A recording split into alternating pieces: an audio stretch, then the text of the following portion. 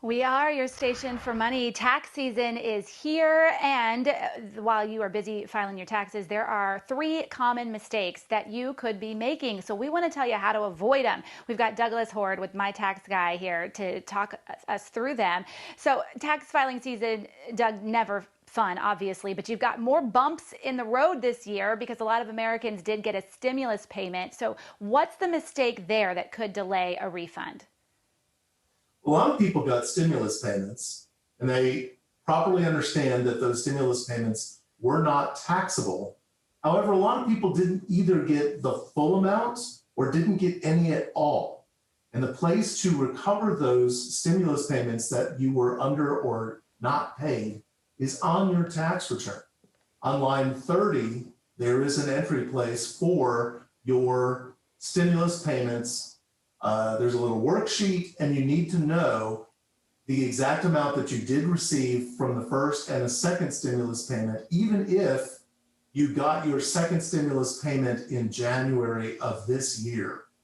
And then you enter those amounts in, and your tax software should calculate for you exactly how much additional stimulus money you are due.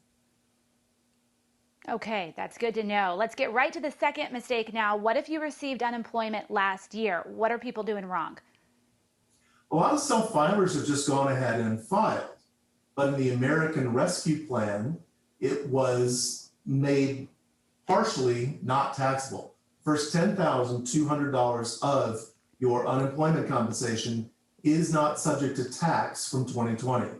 So we're waiting for the IRS to publish new forms and rules for how that's going to go. So people who are just going ahead and filing themselves now who did receive unemployment are paying tax on that unemployment, and they're going to have to amend when the IRS adjusts their forms and rules. Okay, and Douglas, the third one also has to do with filing without waiting on the IRS revisions to the health care tax credit, right? Absolutely. So a lot of people get their health care through the healthcare marketplace, and they get refundable tax credits that help them pay those monthly premiums. If your income estimate when you apply for the health care is high or low, you might end up having to pay some of those tax credits back. However, the American Rescue Plan, again, has made those not subject to repayment if you had unemployment in 2020. And that can be anywhere between $600 and several thousands of dollars for taxpayers whose income changed radically for 2020.